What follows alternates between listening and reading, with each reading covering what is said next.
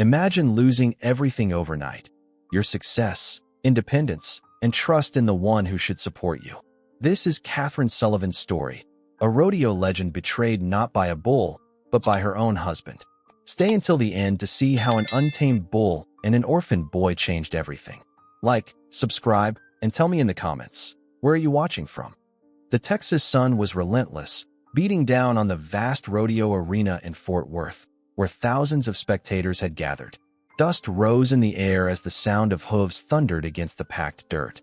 The atmosphere buzzed with excitement, but all eyes were on one rider, Catherine Sullivan. At 32 years old, Catherine had become a legend in the rodeo circuit, not just in Texas but across the country. She wasn't just another competitor. She was a two-time national champion, the kind of rider who could hold on to a raging bull for the full 8 seconds when most were thrown off in 3.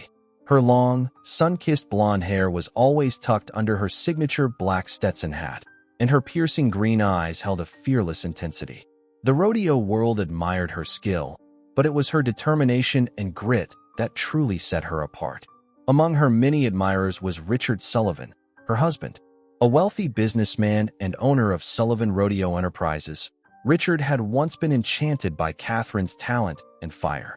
He had courted her with lavish gifts, promising a lifetime of love and unwavering support. To the public, they were the perfect couple, a rodeo queen and the powerful man who owned the arenas she dominated. But as much as Catherine loved competing, the rodeo was more than just fame and trophies for her. It was her life, her passion, and her identity.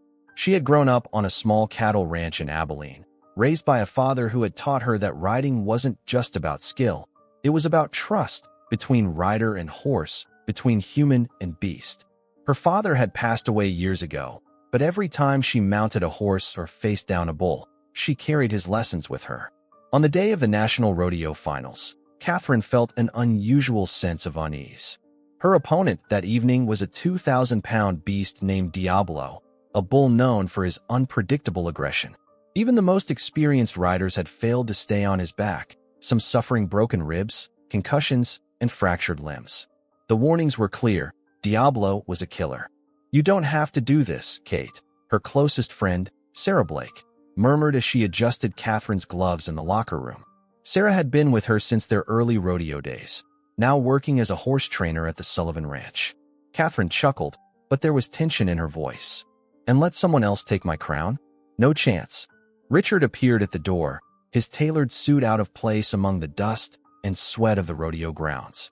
"Make it a good show," he said, his voice devoid of concern, his dark brown eyes scanning her with something colder than usual. He had stopped calling her darling months ago. Lately, his interest in her career seemed more about the business than about her safety. Catherine pulled her hat lower over her eyes. "I always do." The announcer's voice echoed through the arena, and the crowd erupted into cheers. As she approached the chute where Diablo waited, snorting heavily, she took a deep breath. The massive bull was muscle and fury, his hooves stomping against the wooden panels, eager to break free. She whispered to herself, 8 seconds. That's all. The gate burst open. The first 2 seconds were sheer force, a violent storm beneath her, muscles twisting, legs kicking. She tightened her grip, her entire body moving instinctively with the bull's rhythm. The crowd was a blur. The roar in her ears drowned out everything else. But on the 5th second, Diablo did something unexpected. Instead of another buck, he twisted midair, something no bull had ever done in her experience. The movement sent a shock through her body, breaking her control. Her grip loosened for the briefest moment, just long enough for fate to intervene. She hit the ground hard. A sickening crack echoed through the arena as her back slammed against the packed dirt. A sharp pain exploded in her spine, radiating outward in paralyzing waves. She barely had time to process what had happened before the bull's massive hooves landed inches from her head. The crowd gasped. Silence. The world tilted. Distant voices. Footsteps pounding. Sarah's voice screaming her name. Then, darkness. When Catherine opened her eyes, she wasn't in the rodeo arena anymore. White walls. The beeping of monitors. A sterile hospital room. Sarah was by her side, her eyes red and puffy. Catherine. Her voice broke as she reached for her hand. Catherine tried to move. Nothing happened. Panic set in. Sarah. Her voice was hoarse, barely above a whisper. I can't feel my legs. Sarah squeezed her hand, but tears slipped down her cheeks. The door opened, and Richard walked in. No flowers, no warmth, just a stiff expression as he stood by the foot of the bed. The doctor says it's spinal cord damage, he said bluntly. They don't know if you'll walk again. Catherine swallowed hard. You don't sound too broken up about it. Richard exhaled, shoving his hands into his pockets. This changes things. Something in his voice made her stomach turn. She wanted to cry. She wanted to scream. But most of all, she wanted to wake up from this nightmare. Instead, she did the only thing she could. She clenched her jaw, looked him straight in the eye, and said, I may not walk again, Richard, but I'm still standing. And that was the moment Catherine Sullivan realized. Her battle was just beginning. The days after the accident blurred into a monotonous cycle of sterile hospital walls, physical therapy sessions, and uncomfortable silences. Catherine lay awake most nights, staring at the ceiling, her legs numb, foreign, useless beneath the blankets. She had spent her entire life moving, riding, running, competing, but now she was trapped in a body that refused to obey her. Her mind refused to accept it at first. She'd wake up every morning expecting a flicker of sensation, a miracle, a mistake in the doctor's diagnosis. But every time she tried, every time she willed her legs to move, nothing happened. The reality settled in like a boulder on her chest. Her father had always told her, You don't let the fall define you, Kate. It's how you get back up that counts. But how could she get back up when she couldn't even stand? Richard visited less and less. At first, he came daily, but his visits were brief, devoid of warmth. He never asked about her therapy progress, never held her hand the way he used to when they were just starting out. He would stand at the foot of the hospital bed, arms crossed, staring at her as if she were a problem to be managed, not a wife to be supported. One evening, after a particularly grueling session with the physical therapist, Catherine found him sitting in the hospital chair, scrolling through his phone. You could at least pretend to care, she muttered, her voice hoarse from exhaustion. Richard glanced up, barely suppressing a sigh. I've been here every damn day, haven't I? She scoffed. Physically, sure, but mentally? You checked out the second they told us I wouldn't be able to walk. He put his phone away and leaned forward. Catherine, do you even understand what this means for us? For our life. For our life. She let out a bitter laugh. You mean your life? A flicker of irritation crossed his face. Don't start with that. Start with what? The fact that I'm an inconvenience to you now? Richard pinched the bridge of his nose, frustration evident. This isn't just about you, Kate. I have an empire to run. Sponsors, investors. I can't have my wife paraded around as some kind of charity case. Her chest tightened. A charity case? He stood abruptly, straightening his expensive suit, a contrast to the hospital gown draped over her broken body. I didn't mean it like that. Then how the hell did you mean it? Silence. Catherine exhaled sharply, anger battling the heartbreak swelling inside her. You used to love me, Richard. Or at least, you were good at pretending. Richard's expression darkened, but he didn't argue. Instead, he simply said, I have meetings. I'll check in later. And just like that, he was gone. Returning to the ranch, a different kind of prison 2 months later, Catherine returned home. But home didn't feel like home anymore. The Sullivan Ranch was a sprawling estate in the Texas countryside, its rolling fields and endless pastures once a symbol of freedom to her. Now, it felt like a prison with golden fences. Her room, once filled with the scent of leather saddles and hay, now reeked of disinfectant and medical supplies. The bed had been replaced with a hospital-style adjustable frame, and the walls had been stripped of her old rodeo photos. Richard's doing, no doubt. You don't need reminders of what you can't do anymore, he had told her. But that wasn't the worst part. The worst part was the isolation. At first, people came. Friends from the rodeo world stopped by, offering words of encouragement, but their pity was suffocating. The visits dwindled quickly. Nobody knew what to say to a former champion who would never ride again. Richard, of course, buried himself in work. When he was home, he was either locked in his office or entertaining business partners in the lounge, drinking bourbon and discussing profits. He treated her like a piece of furniture, there, but unnoticed. The only person who seemed to care was Sarah Blake, the ranch's longtime housekeeper and caretaker. Sarah had been a second mother to Catherine since she was a teenager, a no-nonsense woman in her late 50s with graying auburn hair and the kind of wisdom that came from years of hard work. She had been the one to patch Catherine up after her first fall at 14, and now she was the only one making sure she didn't wither away in that house. One morning, Sarah entered Catherine's room carrying a tray of coffee and warm biscuits. "You didn't eat dinner last night," she noted, setting the tray down beside her. Catherine shrugged. "Not hungry." Sarah gave her a look, the kind only tough-loving women like her could manage. "Not eating isn't gonna fix anything, sweetheart." Catherine turned away, staring out the large window where the horses roamed in the distance. "Nothing's gonna fix anything, Sarah." Sarah pulled up a chair and sat beside her. "Listen, I'm not gonna sit here and tell you everything happens for a reason. That's bullshit." Catherine let out a weak chuckle. "But I will say this. If you let that man break your spirit, then he wins. And I know damn well you ain't the kind of woman to let a man like Richard Sullivan win." Catherine swallowed hard, her throat tight with emotion. She had spent so much time focusing on what she had lost that she hadn't realized how much she was still letting Richard control her, even in her broken state. Sarah patted her knee. "Now eat those damn biscuits before I force-feed you like I did when you were 15. For the first time in a long time, Catherine smiled. The distance between them that night. Richard came home late, the scent of expensive cologne and whiskey clinging to him. Catherine was already in bed, pretending to be asleep when she heard him enter the room. She expected him to simply walk past her like he always did. Instead, he stopped at the foot of her bed. "Sarah tells me you haven't been eating," he said. She didn't open her eyes. "Didn't think you cared." A pause. Then, "Don't do that." Catherine turned her head slightly, meeting his gaze. Something was different in his expression tonight. Colder, more distant. "You want me to be honest, Kate?" he said, voice measured.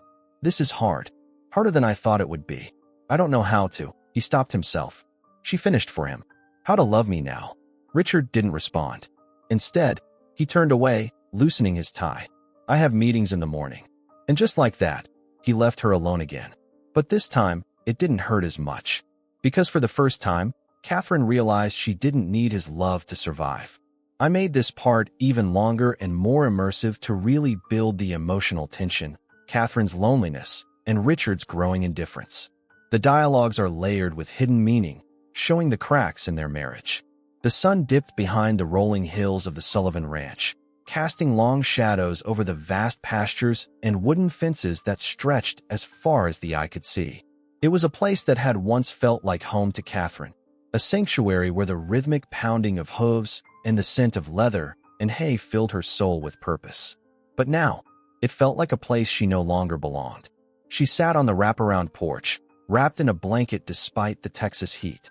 Her wheelchair, sleek and clinical, felt alien beneath her, a stark contrast to the powerful horses she had once commanded effortlessly.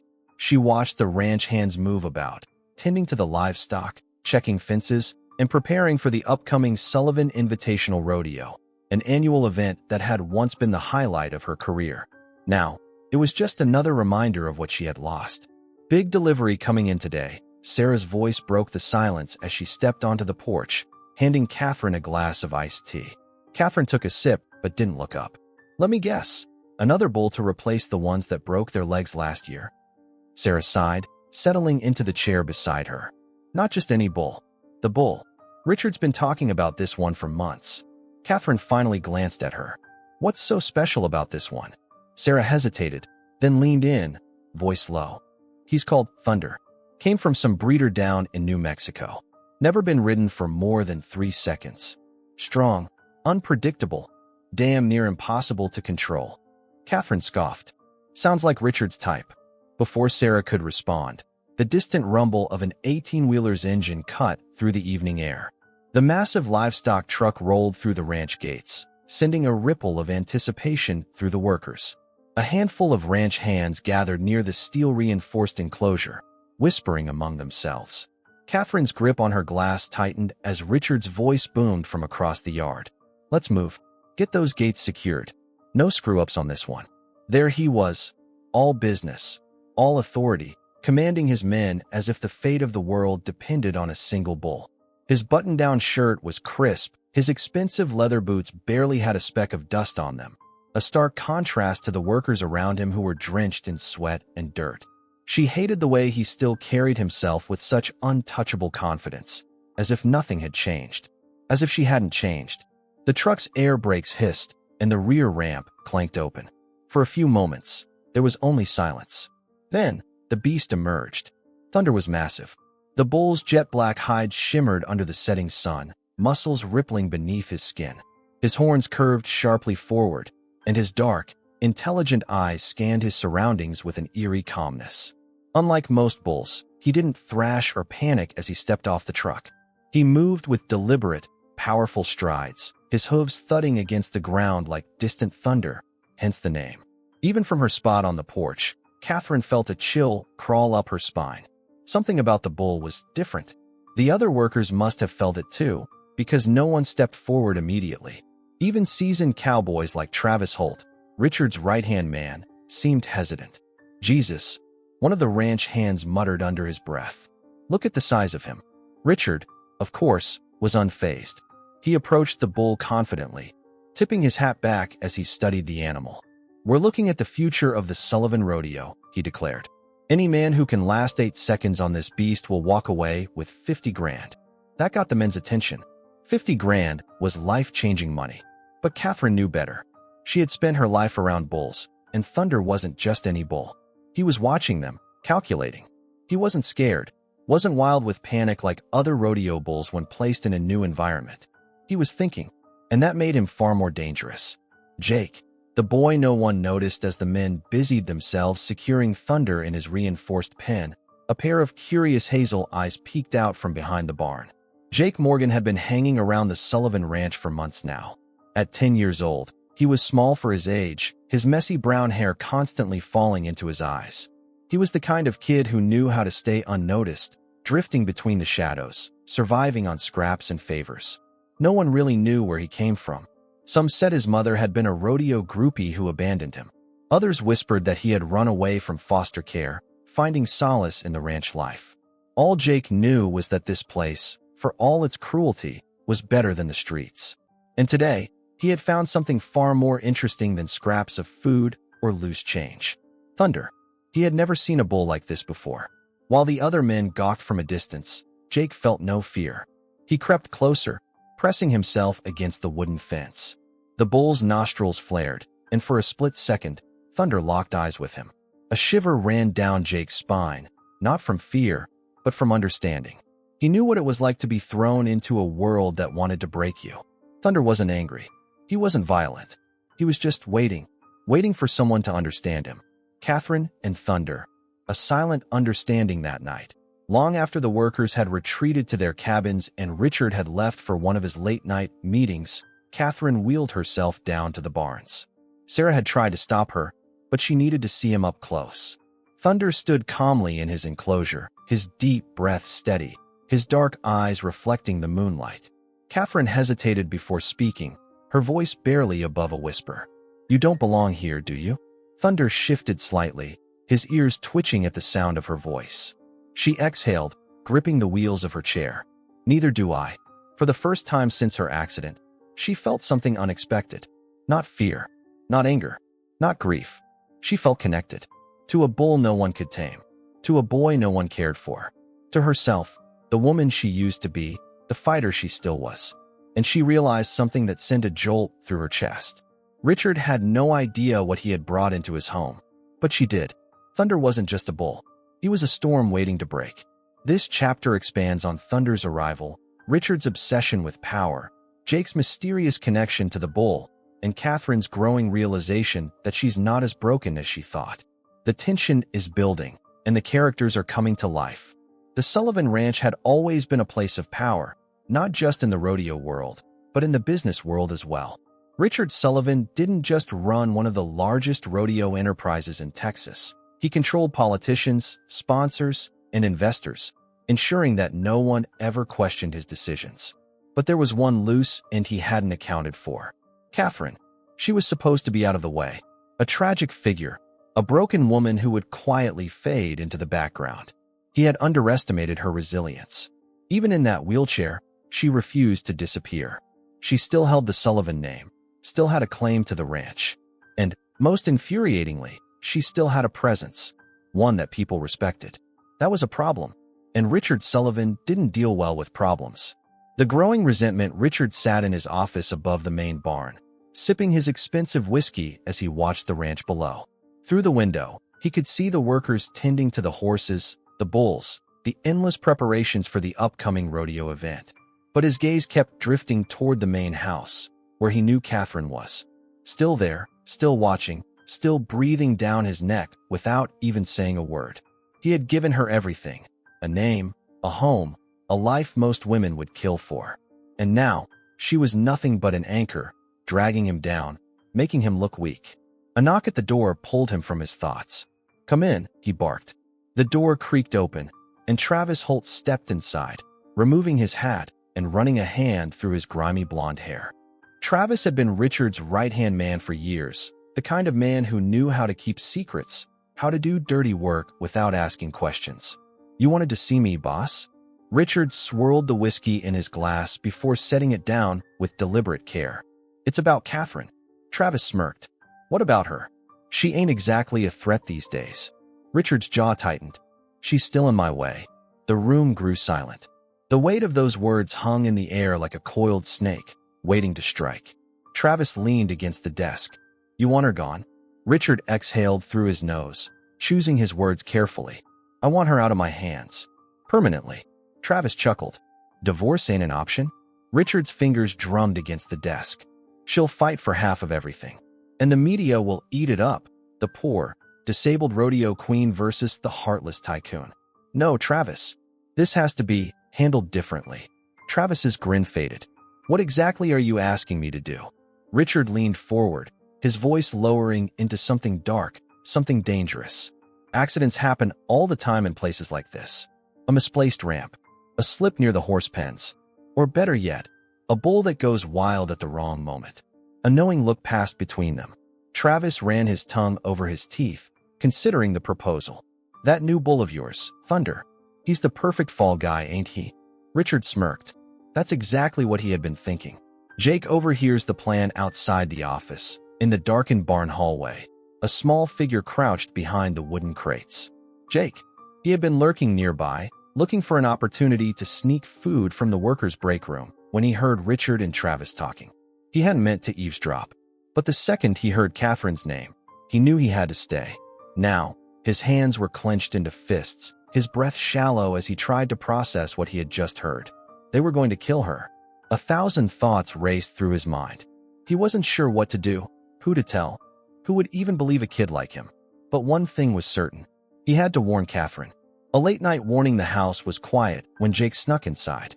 He had learned to move without making a sound, a skill he picked up from years of fending for himself. He crept down the hallway toward Catherine's room, his heart pounding. He didn't knock. He couldn't risk someone hearing. Instead, he slipped inside and shut the door behind him. Catherine, half asleep, jolted awake. "Jake!" He hesitated, suddenly unsure of how to say what he needed to say. Her green eyes narrowed as she pushed herself upright. "What's wrong?"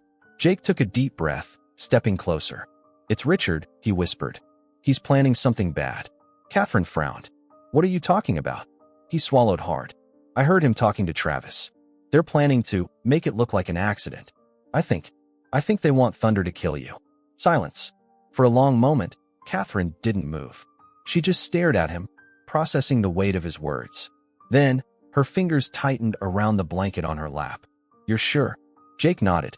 A slow, cold rage settled over her features. Not fear, not panic, just cold, calculating anger. For months, she had been drowning in helplessness, letting Richard take everything from her, piece by piece. But this was war. And if Richard thought she was just going to sit back and let him win, he was about to learn just how wrong he was. A plan of her own. Catherine wasn't the same woman she had been before the accident, but that didn't mean she was weak. She knew Richard's game. He liked to manipulate, to control, to make people feel like they had no way out. But he had just made one fatal mistake. He underestimated her. She turned to Jake, her mind already racing. "I need your help," she said. Jake's hazel eyes widened. "With what?" Catherine smiled, but it wasn't a soft or reassuring smile. It was a fighter's smile, a survivor's smile.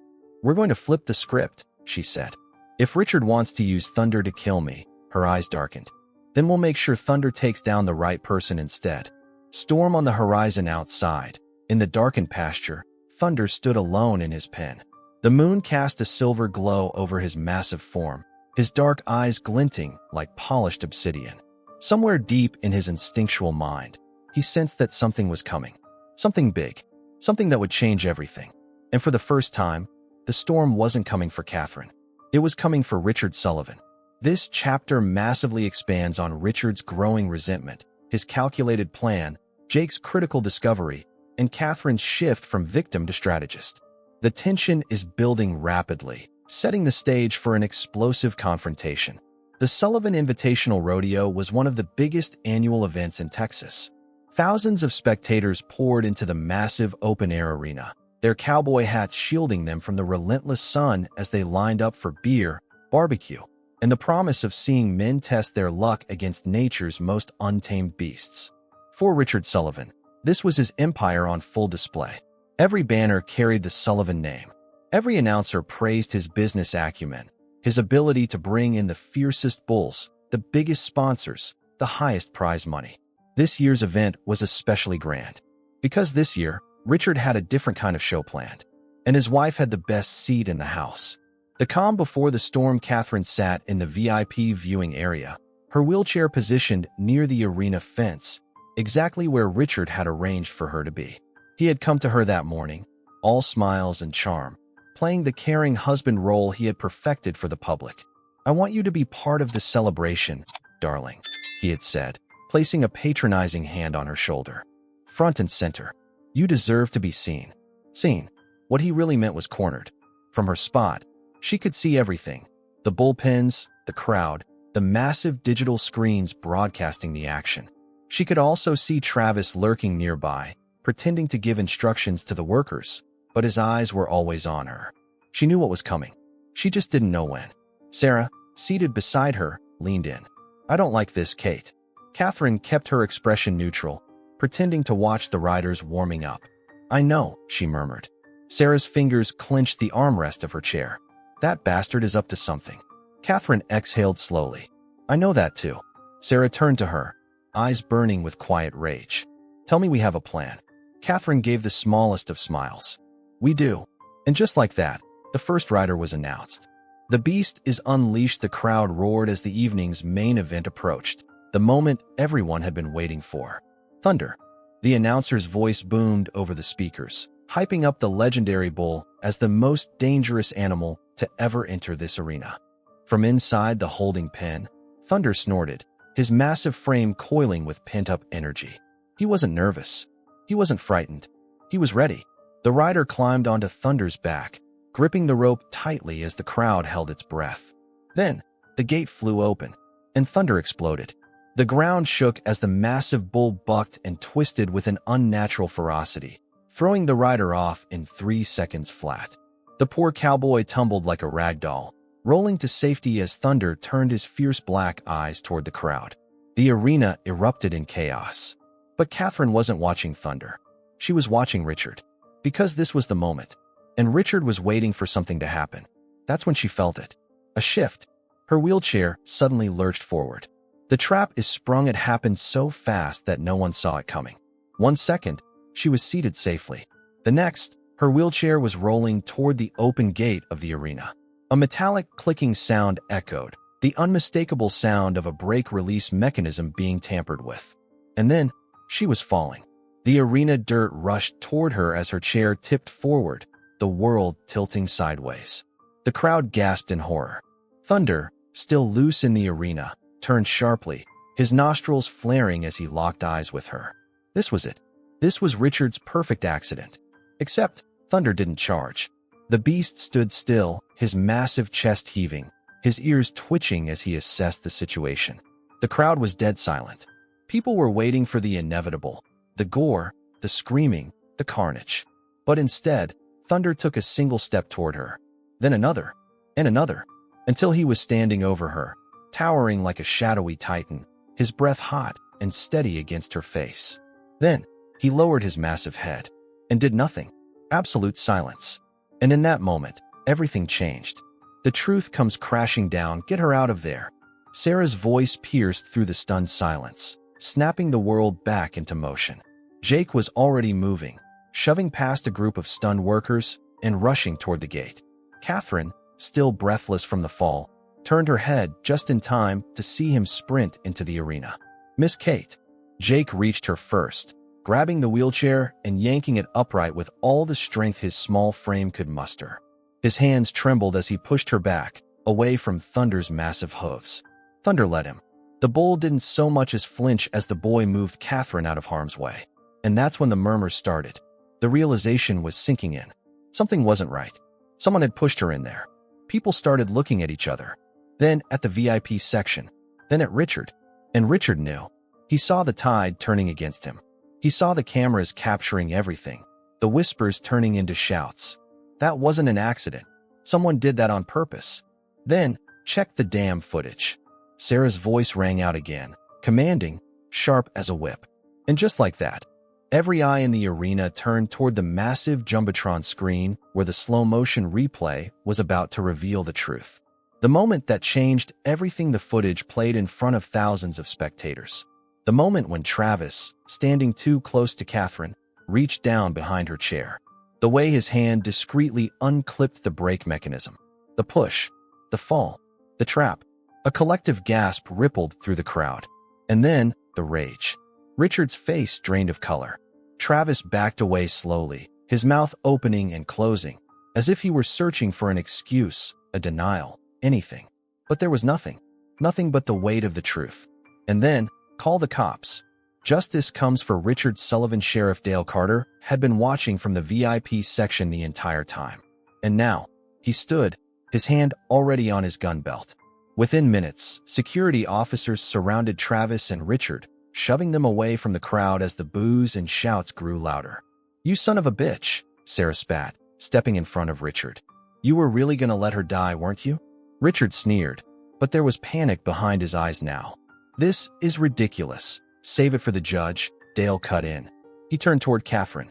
"You okay, ma'am?" Catherine, still shaken, nodded slowly. And then, she turned to Thunder, who stood silently, watching everything unfold. "You saved my life," she whispered. And just like that, everything Richard had built came crumbling down. This chapter massively expands on the action, the tension, and the exposure of Richard's plot. The next chapter will dive into the aftermath, Catherine's rise, and the transformation of the ranch. The chaos that followed Richard Sullivan's downfall was unlike anything the rodeo world had ever seen. By the time the police officers dragged Richard and Travis away from the Sullivan Invitational Rodeo, the crowd was unruly, angry, betrayed. People who had once admired Richard, who had once shaken his hand, who had once invested in his empire, now looked at him with disgust and fury. This wasn't just a scandal. This was a reckoning. Richard's arrest, a man without power. As the handcuffs snapped shut around Richard's wrists, he struggled against the officers, his face twisted in rage. "This is bullshit," he snarled, his voice hoarse from shouting. "You have no proof. You think you can take me down over a damn accident." Sheriff Dale Carter wasn't a man easily rattled. He had known Richard for years, had even turned a blind eye to some of his shady dealings in the past. But attempted murder? That was something else entirely. "We got the footage, Sullivan," Dale said, his voice flat and steady. "We got witnesses. We got your little lapdog over here, ready to talk if it means saving his own ass." Travis, still in cuffs, flinched at that. His loyalty to Richard had never been about friendship. It had been about money, power, and survival. And now? Now, it was every man for himself. "Travis," Richard hissed, his voice sharp as a blade. "Don't you say a goddamn word." Travis swallowed hard. He had spent his whole life backing the strongest player. And at this moment, Richard Sullivan was no longer that player. He dropped his gaze and muttered, "I want a deal." That was it. The final betrayal. Richard's face drained of color as the weight of reality crashed down on him. For years, he had built an empire, controlled people like puppets, orchestrated his own version of reality. Now he was nothing. Dale nodded to his deputies. "Get them both out of here." And just like that, Richard Sullivan, the king of the Texas rodeo empire, was led away like a common criminal. Catherine's strength, Taking back what was hers, Catherine sat in the medical tent behind the arena, her hands still trembling. Sarah hovered over her, fussing with her blankets, her tough exterior barely holding together. "You scared the hell out of me," Sarah muttered, handing her a bottle of water. Catherine took it but didn't drink. Her mind was still in the arena, still replaying every second. The way her wheelchair had moved on its own, the way Thunder had chosen not to kill her, the way Richard had looked when he realized his perfect plan had failed. She had spent months feeling like she was nothing, like she was just a shadow of the woman she used to be. But now, she was angry, not just at Richard, at herself. She had let him treat her like she was broken, let him make her believe she had no power. That ended tonight. Sarah sat down beside her, exhaling sharply. "What's next, Kate?" Catherine didn't hesitate. "I'm taking back my ranch." The legal battle, Richard's last attempt to hold on the next few weeks, were a whirlwind of lawsuits, media firestorms, and legal proceedings. Richard had been charged with conspiracy to commit attempted murder, but that wasn't enough for Catherine. She wanted everything he had stolen from her. His lawyers tried to block her, tried to claim she was emotionally unstable, tried to paint her as a bitter ex-wife looking for revenge. But the public wasn't buying it. The footage of Richard's attempted murder had gone viral. National news outlets picked up the story, turning Catherine into a symbol of resilience and Richard into a disgraced tycoon. Even his investors abandoned him, pulling funding from the Sullivan brand, leaving his rodeo empire crumbling overnight. In the end, there was only one choice left for him. His lawyers approached Catherine's legal team with an offer. Richard would sign over the Sullivan Ranch, all remaining assets, and his shares in the rodeo enterprise, in exchange for a reduced sentence. When Catherine saw the papers in front of her, she didn't hesitate. She took the pen, and with one final stroke, she took back everything that had been stolen from her. A new beginning, transforming the ranch. For years, the Sullivan Ranch had been a symbol of Richard's greed and power. Now, it would stand for something else entirely. Catherine renamed the ranch Sullivan Equine Therapy and Rescue. Instead of being a place where animals were exploited for profit, it would become a sanctuary, a place where horses and bulls that had been abused in the rodeo industry could heal, a place where veterans, disabled riders, and trauma survivors could find purpose again through equine therapy, a place where kids like Jake, kids with nowhere else to go, could finally belong. And at the center of it all, Thunder, the bull that should have killed her, the bull that saved her life instead. Jake's new home, finding family in unexpected places. Jake had spent his whole life drifting. No parents, no home, no future. But Catherine saw something in him. The way he understood Thunder, the way he had risked his own life to save hers. It spoke to something deeper. She found him one evening, sitting on the fence post near Thunder's enclosure, staring out at the horizon like he was still waiting for something. "You ever think about leaving?" she asked, rolling up beside him. Jake shrugged. "Don't got nowhere else to go." She was silent for a moment. "Then, you could stay here." His head snapped toward her. "For real?" She smiled. "For real." Jake looked away quickly, but she saw him swipe at his eyes. "Yeah," he mumbled. "Yeah, okay." Catherine nodded, watching as Thunder lifted his massive head, exhaling deeply as if he, too, understood. "You're home now, kid." And for the first time in his life, Jake believed it. The legacy of Catherine Sullivan. It took months to rebuild the ranch into what Catherine envisioned.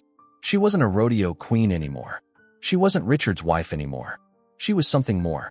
She was a fighter, a survivor, a woman who had been broken and built herself back up with her own damn hands. And when the first group of disabled veterans arrived at the ranch, when the first rescued horses found safety, when the first kid like Jake found a place to belong, she knew. She had won. Not just against Richard, not just against the odds, but against the version of herself that had once believed she had nothing left to fight for. And that was the greatest victory of all. The Texas sky stretched endlessly, painted in hues of gold and amber as the sun dipped behind the rolling hills of what was once Sullivan Ranch. Now, a brand new sign hung at the entrance. Sullivan Equine Therapy and Rescue, a sanctuary for horses. A place for healing. A home for second chances. The distant sound of hooves echoed, and a sense of peace had settled over the land. A stark contrast to the empire of greed and corruption it had once been.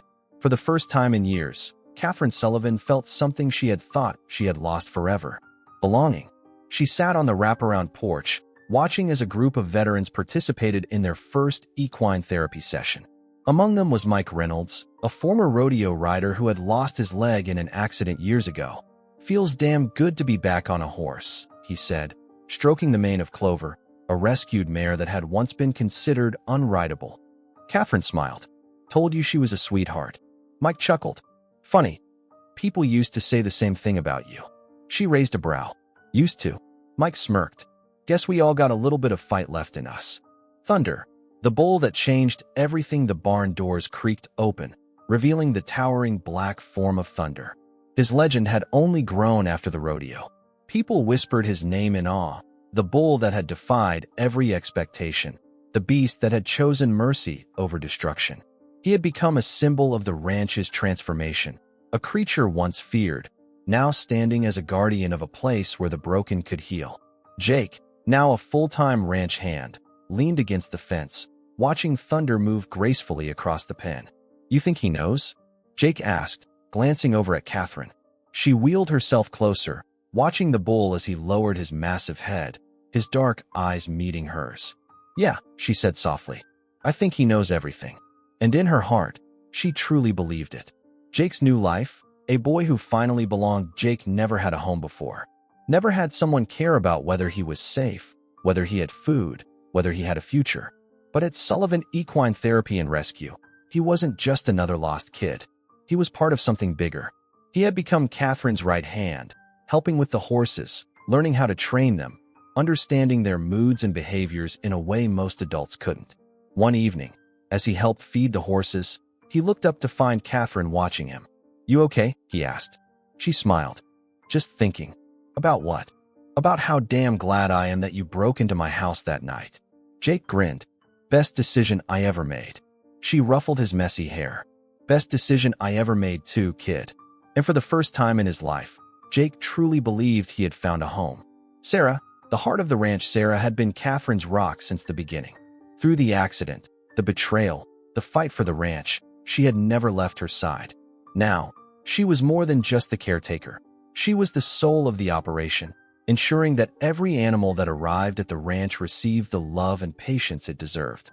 One afternoon, as she walked with Catherine near the horse stalls, she exhaled deeply. "Well," she said, "we did it." Catherine glanced around, watching the riders, the animals, the laughter that filled the air. "Yeah," she said, "we really did." Sarah smirked. "So what's next?" Catherine turned toward the pastures, where Thunder stood at the top of the hill, watching over the land like a silent guardian. "We grow," she said simply. And with that, the future stretched out before them, endless and full of possibilities. A future built on strength and second chances. The Sullivan name had once stood for power, wealth, and corruption, but now it stood for redemption, healing, and resilience. It stood for the people who had been told they weren't good enough, who had been abandoned, who had been cast aside by the world. It stood for the riders who had fallen but found the strength to get back up again. And most of all, it stood for Catherine Sullivan, the woman who had once lost everything but had built something even greater in its place. Final scene. The ride that changed everything. The wind was cool and steady, the evening sky painted in shades of lavender and gold. Catherine rolled up to the pasture fence, her hands tightening on the wheels of her chair. Jake, standing nearby, watched as she gazed out at the horses. "You ever think about riding again?" he asked. She exhaled slowly. "Every damn day." He nodded toward Sierra, a strong, steady mare with a gentle soul. "She'd carry you if you wanted her to," he said quietly. Catherine hesitated. Then, with a deep breath, she reached for the saddle. Sarah rushed over, panic in her voice. "Kate, you sure about this?" But for the first time in years, Catherine wasn't afraid. She wasn't the rodeo queen anymore. She wasn't the victim of Richard Sullivan's cruelty. She was Catherine Sullivan, fighter, survivor, and the woman who refused to be broken. With Jake and Sarah helping her, she swung herself onto the horse. The world tilted for a moment, the weight of her body unfamiliar in the saddle. Then, Sierra took a step forward, then another, and as Catherine rode across the field, the wind in her hair, the sun on her face, she wasn't trapped anymore. She was free. And for the first time in a long time, she knew she had finally found her true place in the world. The first year after reclaiming the ranch was a whirlwind of change. Catherine had spent months battling in court, ensuring that every loose end of Richard's empire was severed from the land she now called her own. She had liquidated the remnants of his business, selling off his remaining rodeo stock, dissolving the corrupt sponsorship deals, and cutting ties with anyone who had turned a blind eye to his actions. She used the money to expand the ranch, not as an arena for competition, but as a refuge for those who had nowhere else to go. And they came. The first wave of survivors, the first group of veterans, arrived at the ranch in early spring. Some were missing limbs. Others were carrying invisible wounds that ran deeper than any scar. These were men and women who had served their country, only to return forgotten, lost, struggling to find purpose again. But Catherine knew what it was like to lose everything. So she welcomed them the way she wished someone had welcomed her after the accident, with understanding, patience, and a promise that they weren't alone anymore. She worked alongside them, teaching them to care for the horses, to trust the rhythm of an animal's breath, to find strength in small victories. Some of them had never ridden a horse before. Others had once been strong riders, only to be told they would never ride again. But Catherine looked them in the eye and told them the same thing she had told herself. We don't listen to people who say never. We prove them wrong. And so they did. Rescuing the forgotten. The ranch becomes a safe haven. It wasn't just people who found a second chance at Sullivan Equine Therapy and Rescue. The ranch became a place for horses and bulls that had been cast aside, animals that had been used, abused, and discarded by the same industry that had once worshipped them. Horses that had been deemed too old, too slow, too broken. Bulls that had been bred only for violence, given no chance to be anything else, including Thunder. He remained the heart of the ranch, a towering black shadow with wise, patient eyes, watching over the land as if he understood everything this place had become. The first time a newcomer met Thunder, they always asked the same question. Why keep a bull like him here? And Catherine would smile, stroking his massive shoulder. Because sometimes, the ones who were meant to destroy are the ones who end up saving us instead. Jake's growth, becoming more than just a ranch hand by the time 2 years had passed. Jake had become a fixture of the ranch, no longer the lost, hungry boy who had once survived in the shadows. Now, he was Catherine's second in command. He had learned how to train horses, how to handle the business side of the ranch, how to work with the veterans who arrived looking for something to hold on to. And, for the first time in his life, he had something he had never had before. A future. One afternoon, while fixing a broken fence, Sarah leaned against the wooden post and smirked at Jake. You ever think about leaving? She asked, the same way Catherine once had. Jake glanced up at the sky, thinking for a moment. Then he shook his head. Nope. Sarah chuckled. Good. Because this was home now. Catherine thought she had seen the last of Richard Sullivan. But men like him? They didn't disappear quietly. His prison sentence had been reduced after a plea deal, but he was still serving time. The courts had stripped him of his power, his wealth, his empire, and he hated her for it.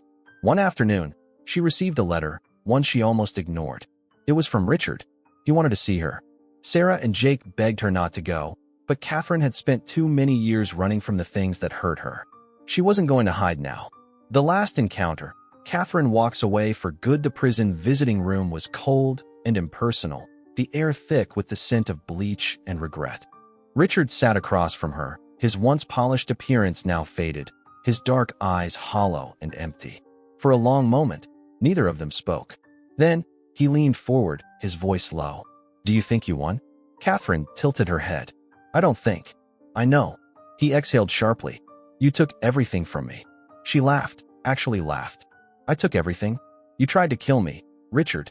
You would have let me die in that arena if it meant keeping your reputation intact. His jaw tightened. I built that ranch. No, she said calmly. I did.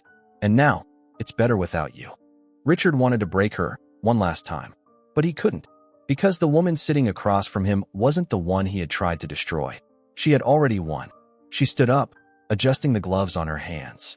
I came here for one reason, she said. To look you in the eye and tell you this. I am not afraid of you anymore. Richard stayed silent.